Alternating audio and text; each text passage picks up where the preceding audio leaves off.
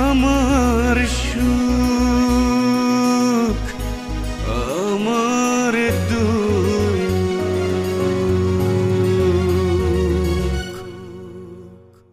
সুপ্রিয় দর্শক মণ্ডলী, আপনারা যে যেখানে বসে আমার সুখ আমার দুঃখ দেখছেন, আপনাদের সবাইকে জানাচ্ছি আন্তরিক শুভেচ্ছা। যথারীতি আমি মন আপনাদের সামনে আবারও হাজির হলাম এবং কথা দিয়েছিলাম প্রতিটা পর্বেই এমন এমন সেলিব্রিটি আপনাদের সামনে হাজির করব। আমি আমার কথা রেখেছি।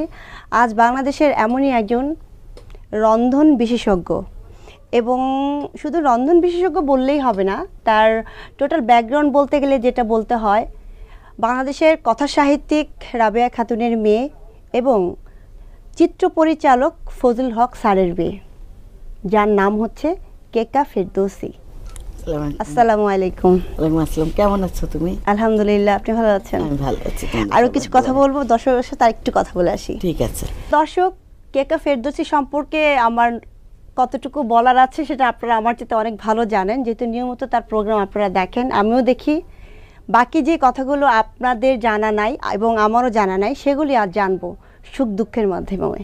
সে মাধ্যমগুলো কি কি হতে পারে, চলুন না কথা বলেই জেনে নেই। রান্নার অনুষ্ঠান, ওইটা দিয়ে প্রথম করব না।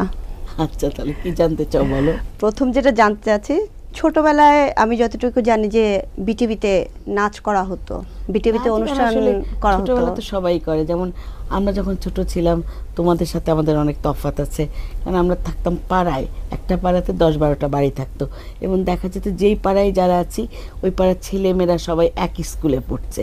তখন কি হতো, ছেলে মেয়েদের মধ্যে খুব একটা কিন্তু ভাগাভাগি ছিল না, হয়তো ছুটির দিনে সবাই মিলে একটা ফাংশনের মতো করা হতো, নাচ গান করা হতো।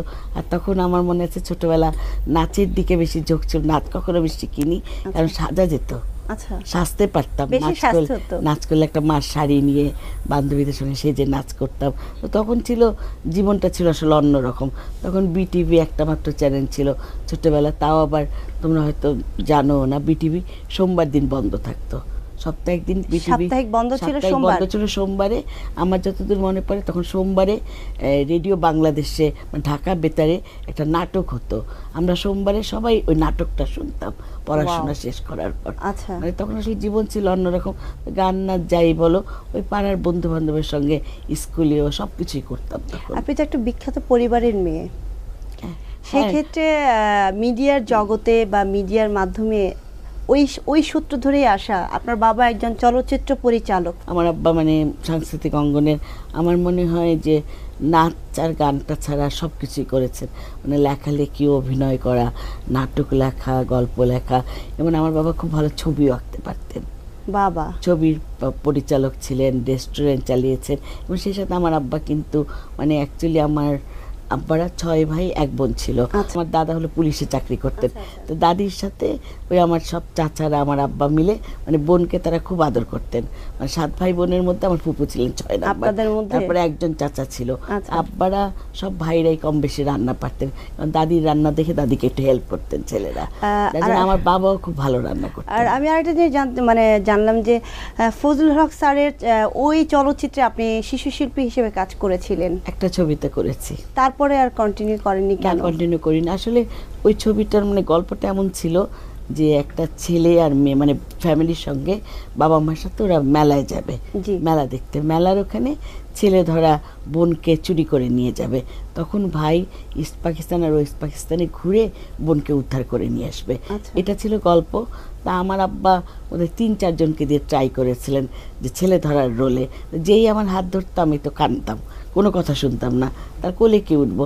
তখন আমার আব্বার এইটাই অভিনয় মনে হয় জীবনে প্রথম এবং শেষ। আমার আব্বা তখন ছেলে ধরার অভিনয় করলেন। আমার আব্বা আমাকে যা বলতো আমি তাই শুনতাম। আমাকে যদি বলতো কোলে নিল আমি কোলে উঠতাম, খেতে বললে খেতাম। এইভাবে মানে ছবিটা পুরো পাকিস্তান মানে সময়ে ইস্ট পাকিস্তান আর ওয়েস্ট পাকিস্তানে শ্যুট করা হলো। আর অ্যাকচুয়ালি ছবিটার আরেকটা জিনিসের নাম ছিল প্রেসিডেন্ট। মানে একদম লাস্টে যখন মানে আমার বড় ভাই ছিল হিরো, হ্যাঁ, আমার বড় ভাই যখন আমাকে উদ্ধার করে নিয়ে আসলো তখন সাংবাদিক সম্মেলনে জিজ্ঞেস করলো যে তুমি বড় হয়ে কি হবে। তখন আমার বড় ভাই বলছিল আমি বড় হয়ে পাকিস্তানের প্রেসিডেন্ট হব, কিন্তু এই ডায়লগটা যখন মানে সেন্সর বোর্ডে যখন ছবিটা গেল তখন পুরো আপত্তি হলো যে একটা ইস্ট পাকিস্তানের ছেলে কখনো বলতে পারবে না যে সে বড় হয়ে পাকিস্তানের প্রেসিডেন্ট হবে। তখন ছবিটার নাম পাল্টে হয়ে গেল সান অফ পাকিস্তান, এবং ওই ডায়লগ ওই অংশ ফেলে দেওয়া হয়েছিল, অন্য কিছু দিয়েছিল, আমার ঠিক মনে নেই, মানে এটা আমি শুনেছি বড় হয়ে যাচ্ছে, মানে অনেক আগের গল্প এবং শোনা, মানে এটা শুনেছি। হ্যাঁ, কারণ আমি তখন অনেক ছোট ছিলাম, আমার পুরো ছবিতে আমি নায়িকা, বাট আমার কোনো ডায়লগও ছিল। আচ্ছা, ভাই বোনের গল্পই শুনছি, আপনারা ক ভাই ক বোন? আমরা এমনি 2 ভাই 2 বোন। আচ্ছা, তা মানে সাগর ভাই সবচেয়ে বড়, তারপরে হ্যাঁ। আমি, তারপর আমার আরেক ভাই আছে অস্ট্রেলিয়া থাকে আর্কিটেক্ট, আর আমার বোন ঢাকায় আছে, ছোট বোন সবচেয়ে। আচ্ছা, রান্নার অনুষ্ঠানটাকে আপনি দেশের বাইরেও নিয়ে চলে গেলেন, কিভাবে এটা সম্ভব হলো? আসলে হচ্ছে কি, আমি মানে শুরু থেকে যখন প্রথমে আমি মনে হয় 1994 সালে আমার রান্নার স্কুল ওপেন করলাম, ওই বছরে আমি বিটিভিতে প্রথম রান্নার মানে প্রোগ্রাম করি। তখন থেকে আমার একটা ইচ্ছা ছিল যে যে কোনো রান্নার প্রোগ্রাম করব, ওই যেমন রেগুলার রান্নার শো হয়, একজন আসে রান্না করে, ভালো হয়েছে খারাপ হয়েছে এরকম করব না, একটু অন্য রকম করব। আর এই জন্য মানে আমি যেমন একদম স্কুলে আমি যখন পড়তাম ঢাকায়, তখন খুব একটা রান্নার স্কুল ছিল না, আমি সেই স্কুলে 9-এ থাকতে রান্নার স্কুলে রান্না শিখেছি, মানে একটু বড় হওয়ার পর আমার রান্নার খুব ন্যাক ছিল। কিন্তু আমি একটা জিনিস দেখেছি আপনার অনুষ্ঠানের পরিবর্তনটা, আমি সেটা একটু বলতে চাই। রবীন্দ্রনাথের খাবারের স্বাদের কেমন ছিল, নজরুলের প্রিয় খাবার, এই যে এই চিন্তাগুলো, এই চিন্তাগুলো আপনার মাথায় কিভাবে আসলো? মানে এগুলো হচ্ছে কি রান্নার প্রোগ্রাম গতানুগতিক কিন্তু না, গতানুগতিক না, এবং এর জন্য অনেক খাটনি করতে হয়, কারণ আমি তো বলে দিতে পারবো না একটা রান্না করে যে এটা রবীন্দ্রনাথের প্রিয় খাবার ছিল। সেটা আমার বইপত্র পড়তে হয়। শান্তিনিকেতনে গিয়ে কতগুলো প্রোগ্রাম করেছি আমরা রবীন্দ্রনাথের মৃত্যুবার্ষিকী এবং জন্মদিনের জন্য, তারা যারা রবীন্দ্রনাথকে দেখেছেন ওরা বলছেন এবং বইপত্রে দেখেছি উনি কি পছন্দ করেন, সেগুলো রান্না করেছি। আর নজরুলের রান্নার ব্যাপারে আমাদের সবচেয়ে বেশি সাহায্য করে নজরুলের নাতনি খিলখিল কাজী, ও যেহেতু আছে ও খুব হেল্পফুল এই ব্যাপারে, ওকে যখনই ডাকি সময় পেলে ও আসে, এবং এসে ওর দাদার প্রিয় খাবার যেগুলো ছিল বা কাজী বাড়ির খাবার আমাদের জন্য খুব সুন্দর করে মানে রেসিপি সবকিছু নিয়ে এসে রান্না করে আমার সাথে। বইয়ের গল্প যেহেতু আসলো, আমি যতটুকু জানি যে আপনি রান্না নিয়ে 9টি বই অলরেডি লিখে বাজারে প্রকাশ করেছেন, এতটা সময় কিভাবে দিচ্ছেন? আমি যখন থাকবো না মনে হয় বইগুলো থাকবে, মানে একটা জন্ম, কতদিন মানুষ মনে রাখবে জানি না, বই একটা এমন একটা জিনিস যে মানুষ কিন্তু বই দিয়ে মানুষকে মনে রাখে, যার জন্য মানে সময় পেলে রান্না যেগুলো করি ওগুলার আমরা ছবি তুলে রাখি, তারপরে ছবি মানে বইয়ের জন্য আবার আলাদা করে রান্না করে ছবি তুলতে হয়, রান্নাটা ফ্রেশ না দিলে ছবিতে ভালো আসে না। হ্যাঁ, এবং সেটা সুন্দর করে ডেকোরেশন করে সবার সামনে উপস্থাপন করা। আমার যেমন এই নিয়েও একটা মজার ব্যাপার হয়েছে, আমার প্রথম বইটা যখন প্রকাশ হয় তো প্রকাশক আমার বাসায় আসলেন, আমি কিন্তু ওনাকে চিনি না, উনি আসলেন, তারপরে এসে আমাকে বলছে যে আপা আপনার একটা বই আমি করতে চাই, সব ধরনের রান্না দেবেন। বলছিল আমার প্রথম বই কেকা ফেরদৌসীর মজাদার রান্না। তা আমি তার সাথে কথা বলেছি, সে মানে বের হয়ে যাচ্ছে আমার ড্রয়িং রুম থেকে, তখন আমার আম্মা আরেক রুম থেকে বের হচ্ছে, আমার মা আমার বাসায় ছিলেন, তো উনি আমার মার দিকে তাকে বলে কি আপা আপনার বাসায় রাবেয়া খাতুন কি করছে? বলে আপনি জানেন না উনি আমার মা? বলে কি এটা তো আমি জানি না। আমি বলি এটা আমার সবচেয়ে বড় পাওয়া, কারণ আপনি না জেনে আমার বই প্রকাশ করছেন। তো ওই কথাটা শুনে তো আমার খুব ভালো লেগেছিল যে আমার মার জন্যে সে আমার বই প্রকাশ করছে না, উনি আমার গুণের জন্য এসে রান্নার বই প্রকাশ করছেন। আর অনেকে আমাকে বলেন যে আপনার মা লেখেন, লেখালেখি করেন আমার মা, ইদানিং খুব বেশি ভ্রমণ কাহিনী লেখেন, উপন্যাস তো সবসময় লেখেন। আর সাগর ভাই বইতেও কিন্তু আমার গল্প আছে, আর সাগর ভাই খুব ছোটদের গল্প লেখে। সবাই বলে আপনি তো দেশ বিদেশে ঘুরেন, আপনার তো ভ্রমণ কাহিনী লেখেন, কিন্তু আমার এরকম কোনো লেখার ইচ্ছা নেই, কারণ আমি মনে করি কি যেই কাজ করি আমরা একটা কাজ করাই সবচেয়ে ভালো। দর্শক, জমে উঠেছে আমাদের কথা, আপনি নিশ্চয়ই বুঝতে পারছেন কেকা ফেরদৌসী আপু কত সুন্দর করে কথা বলে, কথা বলারই তো কথা, যে রাধে সে চুলো বাঁধে। যাই হোক, আপনারা কোথাও যাবেন না, মাই টিভির সঙ্গেই থাকবেন, আমার সুখ আমার দুঃখের সঙ্গে থাকবেন। এক্ষুনি ফিরে আসছি। আমার সুখ আমার দুঃখ। দর্শক, আমাদের সঙ্গে থাকার জন্য আবারও অনেক শুভেচ্ছা জানাচ্ছি। যথারীতি আমার সুখ আমার দুঃখে এখনও রয়েছে আপনাদেরই জন্য কেকা ফেরদৌসী। রন্ধনশিল্পীর বাইরের প্রশ্ন এটা, চ্যানেল আই যখন শুরু হয় তখনকার কথা যদি একটু বলতেন, সেই সময় একটু দুঃখের কোনো স্মৃতি বা মধুর কোনো স্মৃতি। 1999 সালে চ্যানেল আই শুরু হয়। তার আগে আমি অলরেডি এটিএনএ এবং 21 টিভি ছিল, তারপরে 21 টিভি তারপরে এসছে বড় চ্যানেল আই। 21 টিভিতে আমি রান্নার প্রোগ্রাম করেছি অনেকগুলো। আমি যখন চ্যানেল আই যখন শুরু হলো, আমার মনে আছে চ্যানেল আইয়ের জন্মদিন হলো 1 অক্টোবর, সেই বছর 99 ডিসেম্বরে রোজা ছিল। আমি সাগর ভাইকে বললাম যে সাগর ভাই চলো আমরা একটা নতুন অনুষ্ঠান করি ইফতারি নিয়ে। আমার ভাই শুনে বলল না, এটা করা যাবে না, ধর্মের সাথে রান্নার কোনো সম্পর্ক নাই, পরে এটা নিয়ে কন্ট্রোভার্সিয়াল কথা হবে, এই প্রোগ্রামটা নিয়ে ঝামেলা হবে, এই প্রোগ্রামটা করা যাবে না। তা আমি বললাম সাগর ভাই দেখো, আমরা যে ইফতারি করি ওগুলা যদি আমরা নতুন নতুন ইফতারি দেখাই প্রতিদিন, আমাদের তোমার তো চিন্তা থাকে না, আমাদের যারা আমরা হাউস ওয়াইফ তাদের চিন্তা থাকে পেঁয়াজু বেগুনি ছেড়ে কালকে কি দেবো টেবিলে। তখন সাগর ভাই মনে হলো যে মেবি এটা হতে পারে, বলে এটা নিয়ে ঝামেলাও হতে পারে ধর্মীয়ভাবে। আমরা বলি তো ঝামেলা হওয়ার কথা না, আমরা আমাদের দেশের ইফতারি বানাবো। তারপরে আমরা প্রথম শুরু করলাম ইফতারি প্রোগ্রাম, এবং সেই বছরই মানে সবাই এত পছন্দ করলো যে আমাদের মনোহর ইফতার নাম ইফতারি প্রোগ্রামটা স্পন্সর পাল্টেছে। এখন 15 বছর ধরে আমাদের এই অনুষ্ঠানটা চলছে। মনোহর ইফতার আমরা করেছি গত বছর ইউএইতে। এখন আমরা হচ্ছে কি, আমরা শুরুতে করেছিলাম আমি রান্না করতাম, তারপরে সেলিব্রিটি নিয়ে। এখন আমরা বললাম একটু আগে তোমাকে যে আমরা খুব চেঞ্জটা পছন্দ করি, আমি নিজে। আমরা তারপরে চলে গেলাম সৌদি আরবে, এবং সৌদি আরবে যে আমরা 3 সপ্তাহ ছিলাম, জেদ্দা মক্কা মদিনা আমার পুরো ইউনিট নিয়ে খুব ভালো করে ওদের অনুষ্ঠানটা করে নিয়ে আসলাম গত বছরের আগের বছর। ওই প্রোগ্রামটা সবচেয়ে জনপ্রিয় প্রোগ্রাম ছিল রোজার মধ্যে। আমরা এখন চিন্তা করলাম যে আমরা তাহলে পার ইয়ারেই মুসলিম কান্ট্রিতে চলে যাব। গত বছর গেলাম ইউএইতে, ইনশাল্লাহ এবার আমরা আরেকটা মুসলিম কান্ট্রিতে যাব। বিখ্যাত মায়ের মেয়ে আপনি, সেই ক্ষেত্রে কেমন লাগে নিজের মায়ের গর্ব? আমার আসলে আমার মা তো এমনি রত্নগর্ভ মা, এবং সবার মাই সবার কাছে প্রিয়। তারপরে মনে করি যে আমার মা আমাদের যেভাবে বড় করেছেন, এবং মার কাছ থেকে আমরা শিখেছি যে আমার আব্বা অনেক আগে মারা গেছেন, যে পৃথিবী ছেড়ে চলে গেছেন, মার কাছেই মেনলি আমরা বড় হয়েছি। মার কাছে যেটা শিখেছি সেটা হলো যে কোনো কাজ করি যেন একটা কাজ নিয়ে থাকি। আমার আম্মার মানে তোমরা জানবা কেমন করে, মানে জানার কথা না এটা, যে আমার মার গানের গলা খুব ভালো ছিল। বিয়ের পরে আম্মা শেখ লুৎফর রহমানের কাছে গান শিখতেন তখন। আমার আব্বাই নাকি একদিন আম্মাকে বলছিল যে তুমি এত ভালো লেখো, তুমি এক কাজ করো, হয় গান করো না তো লেখো। আম্মা তখন গান ছেড়ে দিয়েছিলেন, কিন্তু ছোটোবেলা আম্মা গুনগুন করে গান করতেন আমাদের সাথে। আমার মার গলাও খুব ভালো ছিল, কিন্তু আম্মা তারপরে ছেড়ে দিয়ে লেখালেখিতে মনোযোগ দিলেন। এবং আমার মার কাছে আরও শুনেছি যে আম্মা যখন বিয়ের আগে লিখতেন, আমার নানি খুব বকতেন আর বলতেন যে এই পরপুরুষ যদি তোমার হাতের লেখা দেখে তোমার কোনো দিন বিয়ে হবে না। আমার নানি চান্স পেলেই আম্মার লেখা নিয়ে লাকড়ির চুলায় পুড়িয়ে ফেলতেন, বলতেন যে এই লেখা পরপুরুষের কাছে দেওয়া যাবে না। আম্মার কাছে যা শুনেছি, আমার চাচাতো ভাই ছিলেন, উনি আম্মার লেখা নিয়ে বিভিন্ন পত্রিকায় দিতেন। অ্যাওয়ার্ডের কথাটা যেটা আমি ফেলে গিয়েছিলাম, যে আপনি লিখানির মাধ্যমে বই নিয়ে রান্নার যে অ্যাওয়ার্ড পেয়েছেন আপনি দেশ বিদেশে, আমি আসলে ওই বিষয়টা মানে বিদেশে কয়েকটা অ্যাওয়ার্ড পেয়েছি। তার মধ্যে বিশেষ করে মানে মনে রাখার মতো হলো আমি 2011 সালে আমার লেখা একটা বই স্বাস্থ্য সচেতন রান্না, ওই বইটার জন্য আমি ফ্রান্সে পুরস্কার পেয়েছি। তো ওরা যখন আমাকে জানালো ইমেলের মাধ্যমে, তখন আমি জিজ্ঞেস করলাম যে বইটা কি ট্রান্সলেশন করে দিব, তারপরে কি পুরস্কার নিতে যাবো? তো ওরা বললো না, এই বইটা আমরা বাংলাতেই তোমাকে অ্যাওয়ার্ড দিচ্ছি। এবং সেই বছর আমাকে রেস্ট অফ দ্য ওয়ার্ল্ডের মানে সেলিব্রিটি শেফ এবং সেই সাথে বইটা লেখার জন্য 2টা পুরস্কারও একসাথে দিয়েছে। আসলে ওদের আমি যখন জিজ্ঞেস করছিলাম, ওরা বলছিল যে থার্ড ওয়ার্ল্ড কান্ট্রির মহিলা না, একজন মানে রন্ধন বিশেষজ্ঞ হিসাবে তুমি কেন স্বাস্থ্য সচেতন রান্নার বই লিখতে গেলে, যে দেশে খাবারের অভাব, মানুষের পুষ্টিহীনতা ভুগছে মানুষ। আমি বললাম যে আমাদের কিছু লোক তো আছে যারা মানে চেষ্টা করে স্বাস্থ্য সচেতন খাবার খাওয়ার জন্য, যার জন্য আমার এই বইটা লেখা। তারপরে আমার ভাগ্য খুব ভালো, তারপরের বছরে আমি আবার পেয়ে গেলাম ব্রিটিশ ক্যারি অ্যাওয়ার্ড।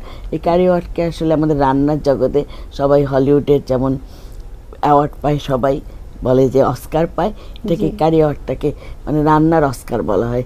এবং বাংলাদেশিদের মধ্যে রান্নার জন্য আমি প্রথম পেয়েছি। তো আপনি যে এটাকে রিয়েলিটি শো হিসেবে নিয়ে গেলেন, এটা কেন এত বড় একটা উদ্যোগ আপনি কিভাবে নিলেন? রিয়েলিটি শো মানে কি, বিভিন্ন ধরনের যে অনুষ্ঠান হচ্ছে, মানুষ দেখে রিয়েলিটি শো খুব পছন্দ করে। যে গান নাচের মতো আমরাও যদি এইভাবে কিছু করতে পারি রান্নার মধ্যে, তাহলে মানুষ খুব পছন্দ করবে। আরও একটা বিরতির সময় হয়ে গেছে, বিরতি নিয়ে আসি। দর্শক, আপনারা কিন্তু কোথাও যাবেন না।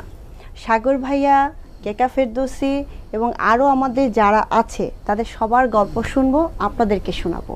নিয়ে নিচ্ছি আরও একটি বিরতি, এক্ষুনি যাবো আবার এক্ষুনি আসবো। আমার সুখ আমার দুঃখ। দর্শক, আমাদের সঙ্গে থাকার জন্য আবারও অনেক অনেক শুভেচ্ছা জানাচ্ছি। যথারীতি আমার সুখ আমার দুঃখে এখনও রয়েছে আপনাদেরই জন্য কেকা ফেরদৌসী। যেহেতু সুখের অনুষ্ঠান, দুঃখের অনুষ্ঠান, তো সুখের স্মৃতি বলতে এই মুহূর্তে যদি বলা হয় কোনটিকে আপনি সুখ বলবেন? আসলে হচ্ছে কি, মানে আমার বিয়ের 5 বছর পরে আমার মেয়ে হলো, তারপরে 8 বছর পরে ছেলে হয়েছে। আমার মনে হয় কি আমার জীবনে মানে যত কিছু পাওয়া, মানে আমার মেয়ে হওয়ার পর আমি যে রকম খুশি হয়েছিলাম এবং মেয়ের পরে ছেলে পাওয়া সেটাও ভাগ্যের কথা। তো ছেলে মেয়ে হওয়ার পরে আমি যে খুশিটা হয়েছিলাম ওটা মানে আমার মানে প্রথম মেয়ে যখন হলো তখন আমি প্রথম মা হলাম। এই যে মা হওয়ার খুশিটা, এটার সঙ্গে আমার মনে পৃথিবীতে আর কোনো কিছু তুলনা করা যায় না। আর আমরা এমনি মাদের নিয়ে মানে মার রান্না নিয়ে একটা অনুষ্ঠান করেছি, অনেকগুলো পর্ব করেছি। সব সেলিব্রিটিরা এসে তাদের মার হাতে কি খেতেন পছন্দ করতেন, তারা ওটার নাম ছিল মায়ের হাতে রান্না। এবং একটা পর্বে আমার মাও রান্না করেছেন আমার সাথে। তো আপু, আসলে আমরা আমাদের অনুষ্ঠানের প্রায় শেষের দিকে চলে আসছি। যেহেতু প্রোগ্রামের নাম হচ্ছে আমার সুখ এবং আমার দুঃখ, সুখের কথা তো আমরা অনেক শুনলাম। এমন কোনো দুঃখ আছে যেটা মনে করলে আপনার নিজের মনের অজান্তেই মনটা কেঁপে ওঠে? আমরা এমন একটা জাতি, আমরা মানুষকে হচ্ছে কি যাকে যে সম্মান দেওয়া উচিত সেটা সহজে দিতে পারি না। মানে আমরা দিতে পারি না, মানে কি দিতে চাই না হয়তো অনেক সময়। আমার যেমন মনে হয় সিদ্দিক আপার কথাই ধরো, আপা এখন পৃথিবীতে নেই, কিন্তু আপাকে আমাদের মনে হয় যেই সম্মানটা দেওয়া উচিত ছিল আমরা কিন্তু জাতিগতভাবে তাকে সেই সম্মানটা দিতে পারিনি। আমাদের আসলে আমরা যারা বাংলাদেশি না, যে কোনো ঝড় হোক বৃষ্টি হোক যাই হোক, কোনো মানে যদি কিছু হয় দুর্যোগ, সবাই কিন্তু আমরা ঝাঁপিয়ে পড়ি, তাই না? আমার মনে হয় একটা জিনিস, যেমন এটা নিয়ে অনেক কন্ট্রোভার্সিয়াল কথা আছে যে কারো মৃত্যুর পরে কোনো পুরস্কার বা কিছু দেওয়া উচিত না। কারণ আমার মেয়ে রান্না করে, কিন্তু আমার মেয়ের কোনো আমার মতো রান্নার কিছু করবে এমন কোনো ইচ্ছা নেই, আমার ছেলেরও নেই, তাই না? আমার নাতি আছে একটা ছোট, ও বলে বড় হয়ে আমার মতো রান্না করবে, একদমই ছোট, টিভিতে প্রোগ্রাম দেখে বলে। তার জন্য হচ্ছে কি আমি যখন থাকবো না তখন যদি আমি অনেক বড় একটা রাষ্ট্রীয় পুরস্কার পাই বা কিছু পাই, সেটা আমার মেয়ে নিতে যাবে বা ছেলে নিতে যাবে। কিন্তু আমার মনে হয় এই জিনিসটা মানে আমার পছন্দ না। আমার মনে হয় কি আমাদের যে কোনো লাইনে যারা বেঁচে আছেন তাদের জীবিত অবস্থায় তাদের মানে সম্মান দেওয়া উচিত। কিন্তু আমাদের দেশে তো এটা মানে মরে যাওয়ার পরে দেয়, আমাদের দেশের নিয়মটাই তো অনেক দেয় না। মরণোত্তর মানে আমার আর কি পার্সোনালি মনে হয় এটা ঠিক না, কারণ আমার গুণটা তো আমার ছেলে মেয়ে বা নাতি নাতির মধ্যে থাকবে এমন কোনো কথা নেই, তাই না? ডাক্তারের ছেলে কি ডাক্তার হবে? সবসময় হয় না, তাই না? তার পুরস্কারটা এখন মরণোত্তর পুরস্কার যদি তার ছেলেকে দেওয়া হয়, সে হয়তো ইঞ্জিনিয়ার, তাই না? তাহলে কি আমি একটা জিনিস ধরে নিতে পারি যে কেকা ফেরদৌসীর পরের প্রজন্ম হবে তার সমস্ত লিখনীয় বই এবং তার যত রান্নার আমার 14টা ডিভিডি আছে বাজারে, ডিভিডি। আর আরেকটা জিনিস যেটা মানে দর্শকদের লাস্টে বলতে চাই যে 1986 সালে আমার প্রথম রান্নার ক্যাসেট বেরিয়েছিল। একদিকে বাংলাদেশি রান্না, ক্যাসেটটা তো 2 দিক ছিল, তোমরা তো ক্যাসেট দেখোইনি, সবার কাছে ক্যাসেট প্লেয়ার থাকতো তখন। একদিকে ছিল বাংলাদেশি রান্না, আরেকদিকে ছিল চাইনিজ রান্না। সেটা খুব ভালো চলেছে যারা বের করেছিল। আচ্ছা আচ্ছা, ওইটাও তাহলে একটা সুখের স্মৃতির মধ্যেই পড়ে। হ্যাঁ, মানে কারো নেই বাংলাদেশে, কারোই নেই, কারো এতগুলো বইও নেই, ডিভিডিও নেই। কিন্তু আসলে দুঃখ বলতে যে মনের অজান্তেই যে কষ্টটা লুকিয়ে থাকে, হঠাৎ করে অবসরটা মনে হয়। তারপরে না আমার মনে কি মানে সুখ দুঃখের কথা যদি বলো, আমার মনে আমি অনেক ভাগ্যবান, কারণ মানে দেশে বিদেশে সবার যে এত ভালোবাসা পাচ্ছি, এতে আমার মনে হয় আমার ওরকম কোনো দুঃখ নেই। এবার আমার মনে হয় যে খোদার কাছে আমি যা চেয়েছি তার চেয়ে বেশি পেয়েছি, না এরকম মনে হয় না।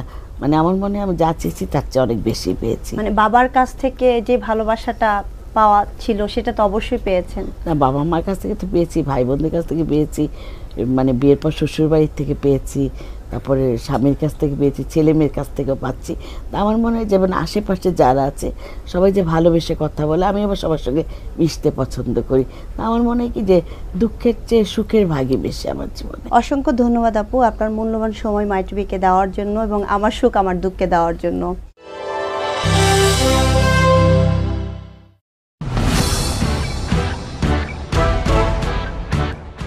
ওই বইটার জন্য আমি ফ্রান্সে পুরস্কার পেয়েছি।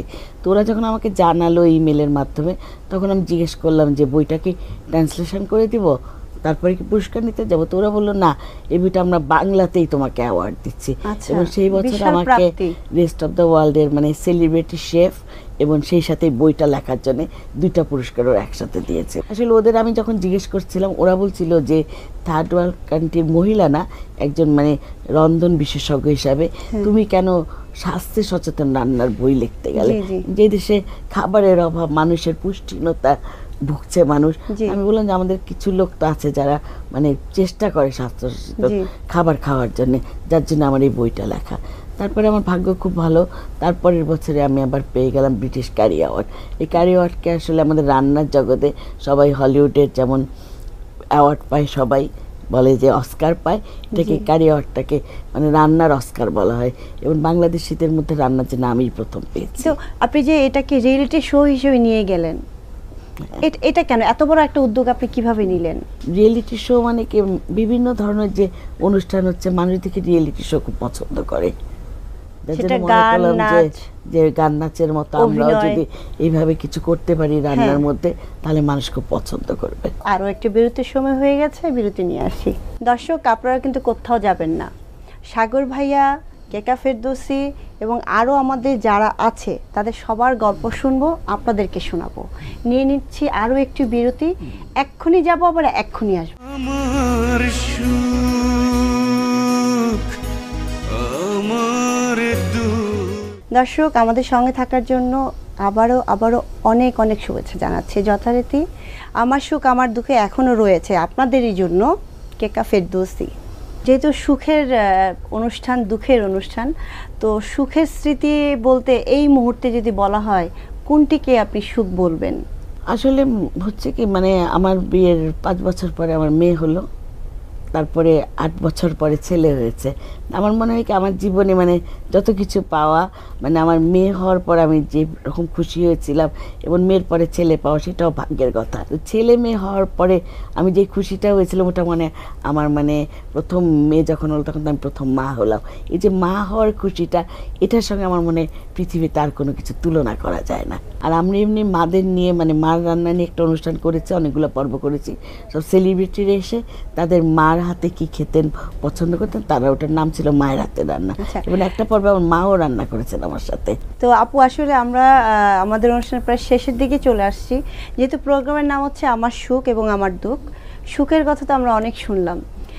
এমন কোনো দুঃখ আছে যেটা মনে করলে আপনার নিজের মনের অজান্তেই মনটা কেঁপে ওঠে? আমরা এমন একটা জাতি, আমরা মানুষকে হচ্ছে কি যাকে যে সম্মান দেওয়া উচিত সেটা সহজে দিতে পারি না।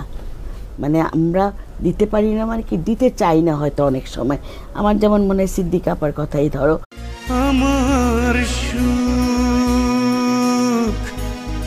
আমার দুঃখ।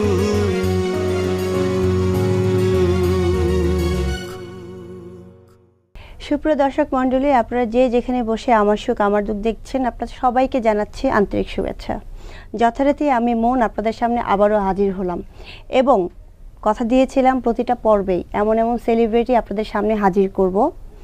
আমি আমার কথা রেখেছি। আজ বাংলাদেশের এমনই একজন রন্ধন বিশেষজ্ঞ, এবং শুধু রন্ধন বিশেষজ্ঞ বললেই হবে না, তার টোটাল ব্যাকগ্রাউন্ড বলতে গেলে যেটা বলতে হয়, বাংলাদেশের কথা সাহিত্যিক রাবেয়া খাতুনের মেয়ে এবং চিত্র পরিচালক ফজল হক স্যারের মেয়ে, যার নাম হচ্ছে কেকা ফেরদৌসী। আসসালামু আলাইকুম। ওয়ালাইকুম আসসালাম। কেমন আছো তুমি? আলহামদুলিল্লাহ, আপনি ভালো আছেন? আমি ভালো আছি।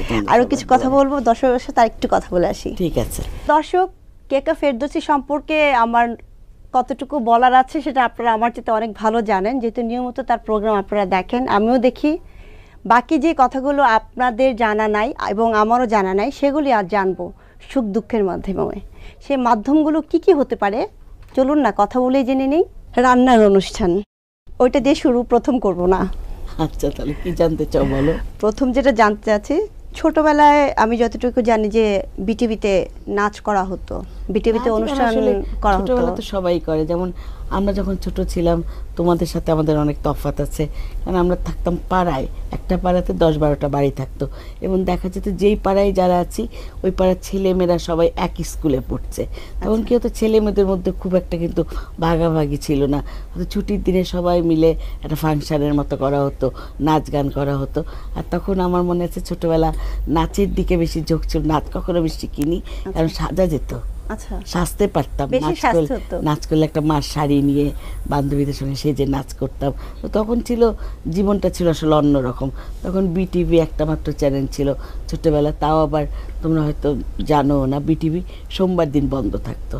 সপ্তাহে একদিন সাপ্তাহিক বন্ধ ছিল সোমবারে। আমার যতদূর মনে পড়ে তখন সোমবারে রেডিও বাংলাদেশে ঢাকা বেতারে একটা নাটক হতো। আমরা সোমবারে সবাই ওই নাটকটা শুনতাম পড়াশোনা শেষ করার পর। আচ্ছা, মানে তখন আসলে জীবন ছিল অন্যরকম। গান নাচ যাই বলো, ওই পাড়ার বন্ধু বান্ধবের সঙ্গে স্কুলেও সব কিছুই করতাম তখন। আপনি তো একটা বিখ্যাত পরিবারের মেয়ে, সেক্ষেত্রে মিডিয়ার জগতে বা মিডিয়ার মাধ্যমে ওই সূত্র ধরেই আসা। আপনার বাবা একজন চলচ্চিত্র পরিচালক, আমার আব্বা মানে সাংস্কৃতিক অঙ্গনের, আমার মনে হয় যে নাচ আর গানটা ছাড়া সব কিছুই করেছেন। মানে লেখালেখি, অভিনয় করা, নাটক লেখা, গল্প লেখা, এবং আমার বাবা খুব ভালো ছবিও আঁকতে পারতেন। বাবা ছবির পরিচালক ছিলেন, রেস্টুরেন্ট চালিয়েছেন, এবং সেই সাথে আমার আব্বা কিন্তু মানে অ্যাকচুয়ালি আমার আব্বারা 6 ভাই 1 বোন ছিল। আমার দাদা হলো পুলিশে চাকরি করতেন। তো দাদির সাথে ওই আমার সব চাঁদপাড়া চ্যানেলের 21 টিভিতে আমি রান্নার প্রোগ্রাম করেছি অনেকগুলো। আমি যখন চ্যানেলে যখন শুরু হলো, আমার মনে আছে চ্যানেলের জন্মদিন হলো 1 অক্টোবর, সেই বছর 99 ডিসেম্বরে রোজা ছিল। আমি সাগর ভাইকে বললাম যে সাগর ভাই চলো আমরা একটা নতুন অনুষ্ঠান করি ইফতারি নিয়ে। আমার ভাই শুনে বললো না, এটা করা যাবে না, ধর্মের সাথে রান্নার কোনো সম্পর্ক নাই, পরে এটা নিয়ে কন্ট্রোভার্সিয়াল কথা হবে, এই প্রোগ্রামটা নিয়ে ঝামেলা হবে, এই প্রোগ্রামটা করা যাবে না। তা আমি বললাম সাগর ভাই দেখো, আমরা যে ইফতারি করি ওগুলা যদি আমরা নতুন নতুন ইফতারি দেখাই প্রতিদিন, আমাদের তোমার তো চিন্তা থাকে না, আমাদের যারা আমরা হাউস ওয়াইফ তাদের চিন্তা থাকে পেঁয়াজু বেগুনি ছেড়ে কালকে কি দেবো টেবিলে। তখন সাগর ভাই মনে হলো যে মেবি এটা হতে পারে, বলে এটা নিয়ে ঝামেলাও হতে পারে ধর্মীয়ভাবে। আমি বললাম এটা তো ঝামেলা হওয়ার কথা না, আমরা আমাদের দেশের ইফতারি বানাবো। তারপরে আমরা প্রথম শুরু করলাম ইফতারি প্রোগ্রাম, এবং সেই বছরই মানে সবাই এত পছন্দ করলো যে আমাদের মনোহর ইফতার নাম ইফতারি প্রোগ্রামটা স্পন্সর পাল্টেছে। এখন 15 বছর ধরে আমাদের এই অনুষ্ঠানটা চলছে। মনোহর ইফতার আমরা করেছি গত বছর ইউএইতে। এখন আমরা হচ্ছে কি, আমরা শুরুতে করেছিলাম আমি রান্না করতাম, তারপরে সেলিব্রিটি নিয়ে। এখন আমরা বললাম না একটু আগে তোমাকে যে আমরা খুব চেঞ্জটা পছন্দ করি, আমি নিজে। আমরা তারপরে চলে গেলাম সৌদি আরবে, এবং সৌদি আরবে যে আমরা 3 সপ্তাহ ছিলাম, জেদ্দা মক্কা মদিনা আমার পুরো ইউনিট নিয়ে খুব ভালো করে ওদের অনুষ্ঠানটা করে নিয়ে আসলাম গত বছরের আগের বছর। ওই প্রোগ্রামটা সবচেয়ে জনপ্রিয় প্রোগ্রাম ছিল রোজার মধ্যে। আমরা এখন চিন্তা করলাম যে আমরা তাহলে পার ইয়ারেই মুসলিম কান্ট্রিতে চলে যাব। গত বছর গেলাম ইউএইতে, ইনশাল্লাহ এবার আমরা আরেকটা মুসলিম কান্ট্রিতে যাব। বিখ্যাত মায়ের মেয়ে আপনি, সেই ক্ষেত্রে কেমন লাগে নিজের মায়ের গর্ব? আমার আসলে আমার মা তো এমনি রত্নগর্ভ মা, এবং সবার মাই সবার কাছে প্রিয়। তারপরে মনে করি যে আমার মা আমাদের যেভাবে বড় করেছেন, এবং মার কাছ থেকে আমরা শিখেছি যে আমার আব্বা অনেক আগে মারা গেছেন, যে পৃথিবী ছেড়ে চলে গেছেন, মার কাছেই মেনলি আমরা বড় হয়েছি। মার কাছে যেটা শিখেছি সেটা হলো যে কোনো কাজ করি যেন একটা কাজ নিয়ে থাকি। আমার আম্মার মানে তোমরা জানবা কেমন করে, মানে জানার কথা না এটা, যে আমার মার গানের গলা খুব ভালো ছিল। বিয়ের পরে আম্মা শেখ লুৎফর রহমানের কাছে গান শিখতেন তখন। আমার আব্বাই নাকি একদিন আম্মাকে বলছিল যে তুমি এত ভালো লেখো, তুমি এক কাজ করো, হয় গান করো না তো লেখো। আম্মা তখন গান ছেড়ে দিয়েছিলেন, কিন্তু ছোটোবেলা আম্মা গুনগুন করে গান করতেন আমাদের সাথে। আমার মার গলাও খুব ভালো ছিল, কিন্তু আম্মা তারপরে ছেড়ে দিয়ে লেখালেখিতে মনোযোগ দিলেন। এবং আমার মার কাছে আরও শুনেছি যে আম্মা যখন বিয়ের আগে লিখতেন, আমার নানি খুব বকতেন আর বলতেন যে এই পরপুরুষ যদি তোমার হাতের লেখা দেখে তোমার কোনো দিন বিয়ে হবে না। আমার নানি চান্স পেলেই আম্মার লেখা নিয়ে লাকড়ির চুলায় পুড়িয়ে ফেলতেন, বলতেন যে এই লেখা পরপুরুষের কাছে দেওয়া যাবে না। আম্মার কাছে যা শুনেছি, আমার চাচাতো ভাই ছিলেন, উনি আম্মার লেখা নিয়ে বিভিন্ন পত্রিকায় দিতেন। অ্যাওয়ার্ডের কথাটা যেটা আমি ফেলে গিয়েছিলাম, যে আপনি লিখানির মাধ্যমে বই নিয়ে রান্নার যে অ্যাওয়ার্ড পেয়েছেন আপনি দেশ বিদেশে, আমি আসলে ওই বিষয়টা মানে বিদেশে কয়েকটা অ্যাওয়ার্ড পেয়েছি, তার মধ্যে বিশেষ করে মানে মনে রাখার মতো হলো আমি 2011 সালে আমার লেখা একটা বই স্বাস্থ্য সচেতন রান্না। ছাড়া আমার আব্বা মিলে মানে বোনকে তারা খুব আদর করতেন। মানে 7 ভাই বোনের মধ্যে আমার ফুপু ছিলেন 6 নাম্বার, আপনাদের মধ্যে? তারপরে একজন চাচা ছিল। আচ্ছা। আব্বারা সব ভাইরাই কম বেশি রান্না পারতেন, কারণ দাদির রান্না দেখে দাদিকে একটু হেল্প করতেন ছেলেরা। যার জন্য আমার বাবাও খুব ভালো রান্না করতেন। আর আমি আরেকটা জিনিস জানলাম যে ফজলুল হক স্যারের ওই চলচ্চিত্রে আপনি শিশু শিল্পী হিসেবে কাজ করেছিলেন। একটা ছবিতে করেছি, তারপরে আর কন্টিনিউ করেননি কেন? কন্টিনিউ করি না আসলে। ওই ছবিটার মানে গল্পটা এমন ছিল যে একটা ছেলে আর মেয়ে মানে ফ্যামিলির সঙ্গে বাবা মার সাথে ওরা মেলায় যাবে, মেলা দেখতে। মেলার ওখানে ছেলে ধরা বোনকে চুরি করে নিয়ে যাবে, তখন ভাই ইস্ট পাকিস্তান আর ওয়েস্ট পাকিস্তানে ঘুরে বোনকে উদ্ধার করে নিয়ে আসবে। এটা ছিল গল্প। তা আমার আব্বা ওদের 3-4 জনকে দিয়ে ট্রাই করেছিলেন যে ছেলে ধরার রোলে। যেই আমার হাত ধরতাম আমি তো কাঁদতাম, কোনো কথা শুনতাম না, তার কোলে কে উঠবো। তখন আমার আব্বারই এইটাই অভিনয় মনে হয় জীবনে প্রথম এবং শেষ। আমার আব্বা তখন ছেলে ধরার অভিনয় করলেন। আমার আব্বা আমাকে যা বলতো আমি তাই শুনতাম। আমাকে যদি বলতো কোলে নিল আমি কোলে উঠতাম, খেতে বললে খেতাম। এইভাবে মানে ছবিটা পুরো পাকিস্তান মানে সময় ইস্ট পাকিস্তান আর ওয়েস্ট পাকিস্তানে শ্যুট করা হলো। আর অ্যাকচুয়ালি ছবিটার আরেকটা জিনিসের নাম ছিল প্রেসিডেন্ট। মানে একদম লাস্টে যখন মানে আমার বড় ভাই ছিল হিরো, হ্যাঁ, আমার বড় ভাই যখন আমাকে উদ্ধার করে নিয়ে আসলো তখন সাংবাদিক সম্মেলনে জিজ্ঞেস করলো যে তুমি বড় হয়ে কি হবে। তখন আমার বড় ভাই বলছিল আমি বড় হয়ে পাকিস্তানের প্রেসিডেন্ট হব।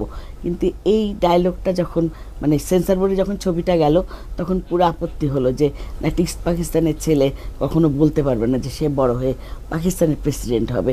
তখন ছবিটার নাম পাল্টে হয়ে গেল সান অফ পাকিস্তান। এবং ওই ডায়লগ ওই অংশ ফেলে দেওয়া হয়েছিল, অন্য কিছু দিয়েছিল আমার ঠিক মনে নেই। মানে এটা আমি শুনেছি বড় হয়ে যাচ্ছে, মানে অনেক আগের গল্প এবং শোনা, মানে এটা শুনেছি। হ্যাঁ, কারণ আমি তখন অনেক ছোট ছিলাম। আমার পুরো ছবিতে আমি নায়িকা, বাট আমার কোনো ডায়লগও ছিল। আচ্ছা, ভাই বোনের গল্পই শুনছি। আপনারা ক ভাই ক বোন? আমরা এমনি 2 ভাই 2 বোন। আচ্ছা, তা মানে সাগর ভাই সবচেয়ে বড়, তারপরে আমি, তারপর আমার আরেক ভাই আছে অস্ট্রেলিয়া থাকে আর্কিটেক্ট, আর আমার বোন ঢাকায় আছে, ছোট বোন সবচেয়ে। আচ্ছা, রান্নার অনুষ্ঠানটাকে আপনি দেশের বাইরেও নিয়ে চলে গেলেন, কিভাবে এটা সম্ভব হলো? আসলে হচ্ছে কি আমি মানে শুরু থেকে যখন প্রথমে আমি মনে হয় 1994 সালে আমার রান্নার স্কুল ওপেন করলাম। ওই বছরে আমি বিটিভিতে প্রথম রান্নার মানে প্রোগ্রাম করি। তখন থেকে আমার একটা ইচ্ছা ছিল যে যে কোনো রান্নার প্রোগ্রাম করব। ওই যেমন রেগুলার রান্নার শো হয়, একজন আসে রান্না করে, ভালো হয়েছে খারাপ হয়েছে এরকম করব না, একটু অন্য রকম করব।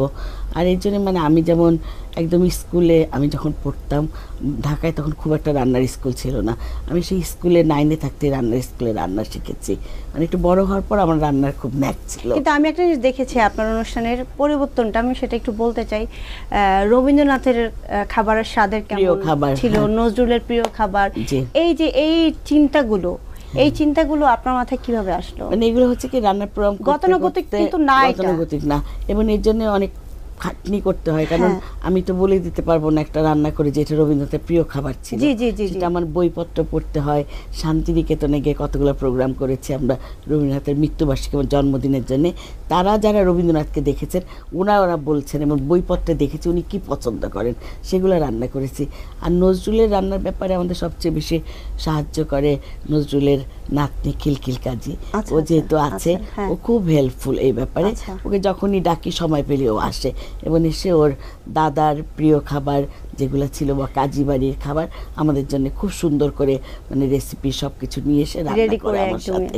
বইয়ের গল্প যেহেতু আসলো, আমি যতটুকু জানি যে আপনি রান্না নিয়ে 9টি বই অলরেডি লিখে বাজারে প্রকাশ করেছেন। এতটা সময় কিভাবে দিচ্ছেন? আমি যখন থাকবো না মনে হয় বইগুলো থাকবে।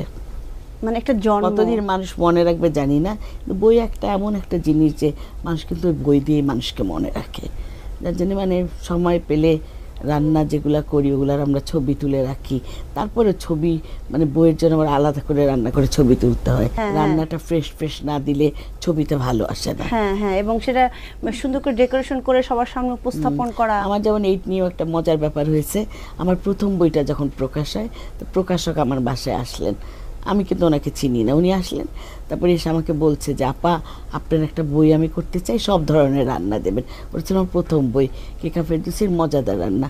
তা আমি তার সাথে কথা বলেছি, সে মানে বের হয়ে যাচ্ছে আমার ড্রয়িং রুম থেকে, তখন আমার আম্মা আরেক রুম থেকে বের হচ্ছে, আমার মা আমার বাসায় ছিলেন। তো উনি আমার মার দিকে তাকিয়ে বলে কি, আপা আপনার বাসায় রাবেয়া খাতুন কি করছে? আমি বলি আপনি জানেন না উনি আমার মা? বলে কি এটা তো আমি জানি না। আমি বলি এটা আমার সবচেয়ে বড় পাওয়া, কারণ আপনি না জেনে আমার বই প্রকাশ করছেন। তো ওই কথাটা শুনে তার আমার খুব ভালো লেগেছিল যে আমার মার জন্যে সে আমার বই প্রকাশ করছে না, উনি আমার গুণের জন্য এসে রান্নার বই প্রকাশ করছেন। আর অনেকে আমাকে বলেন যে আপনার মা লেখেন, লেখালেখি করেন। আমার মা ইদানিং খুব বেশি ভ্রমণ কাহিনী লেখেন, উপন্যাস তো সবসময় লেখেন। আর সাগর ভাই বইতেও কিন্তু আমার গল্প আছে। আর সাগর ভাই খুব ছোটদের গল্প লেখে। সবাই বলে আপনি তো দেশ বিদেশে ঘুরেন, আপনার তো ভ্রমণ কাহিনী লেখেন, কিন্তু আমার এরকম কোনো লেখার ইচ্ছা নেই। কারণ আমি মনে করি কি, যেই কাজ করি আমরা একটা কাজ করাই সবচেয়ে ভালো। দর্শক, জমে উঠেছে আমাদের কথা। আপনারা নিশ্চয়ই বুঝতে পারছেন কেকা ফেরদৌসী আপু কত সুন্দর করে কথা বলে। কথা বলারই তো কথা, যে রাধে সে চুলো বাঁধে। যাই হোক, আপনারা কোথাও যাবেন না, মাই টিভির সঙ্গেই থাকবেন। আমার সুখ আমার দুঃখের সঙ্গে থাকবেন। এক্ষুনি ফিরে আসছি। আমার সুখ আমার দুঃখ। দর্শক, আমাদের সঙ্গে থাকার জন্য আবারও অনেক অনেক শুভেচ্ছা জানাচ্ছি। যথারীতি আমার সুখ আমার দুঃখে এখনও রয়েছে আপনাদেরই জন্য কেকা ফেরদৌসী। রন্ধনশিল্পীর বাইরের প্রশ্ন এটা। চ্যানেল আই যখন শুরু হয় তখনকার কথা যদি একটু বলতেন, সেই সময় একটু দুঃখের কোনো স্মৃতি বা মধুর কোনো স্মৃতি। 1999 সালে চ্যানেল আই শুরু হয়। তার আগে আমি অলরেডি TNA এবং 21 টিভি ছিল, তারপরে 21 টিভি তারপরে